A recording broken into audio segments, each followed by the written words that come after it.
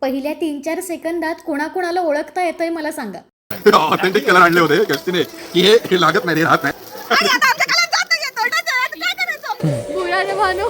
तर अशी होती या वर्षीची रंगपंचमी. मी एक छान अस्थेटिक आउटफिट घालून आणि खुशी टिपिकल इंडियन होली आउटफिट घालून आम्ही निघालो अक्षयदादाच्या घरी. मला कमेंट मध्ये सांगा तुम्ही कोणत्या टीम मध्ये आहात. बरं, घरी आलो तर लुनाबाई दारातच थांबल्या होत्या. तिला भेटून लगेच तयारीला सुरुवात. सगळ्या सागर संगीत तयारी सोबत थेट पाणी पुरवठा पण होता. मग सगळी लहान लहान मुलं घरातनं बाहेर आली. काही कोरियन नागरिक पण आलेत आणि सोबत आमची एक्साइटेड लुना. आणि एक माणूस याहून जास्त एक्साइटेड आहे. हा बघा तो माणूस.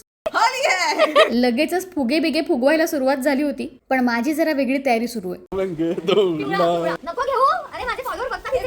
कळू दे कसं खोटं असतं. यांनी माझं माकड करण्यापूर्वी जरा अस्थेटिक फोटो काढण्यासाठी धडपड. मस्त फोटोशूट केलं आणि आता रंगपंचमीला सुरुवात. हे सगळे तर वाटच बघत होते. मी पण एकेकाला पकडून पकडून रंगवलं. भगवा, निळा, हिरवा, नुसती रंगांची उधळण आणि फुग्यांचा भडीमार. अक्षरशः रंगपंचमीला गरब्याची गाणी लावून नाचलो.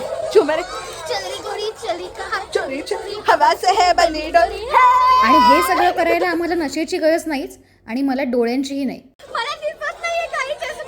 आंधळी रंगपंचमी. बरं, हे मी कोणत्या गाण्यावर एवढं वाईप करते गेस करून सांगा. आणि अशी अर्धी मजा संपल्यावर कॉर्पोरेट मजदूर आले, पण 3ऱ्या मिनिटाला हाही ओळखू येत नव्हता. आता आम्हाला रंगपंचमी चढली होती. काहीही न पिता जिंकल्यासारखे नाचत होतो. पाण्याचा रंग हा असा झाला होता आणि आमचा रंग असा. बघा कोणाला ओळखता येत आहे का? या चेहऱ्यांना लुना घाबरली नाही हेच नशीब.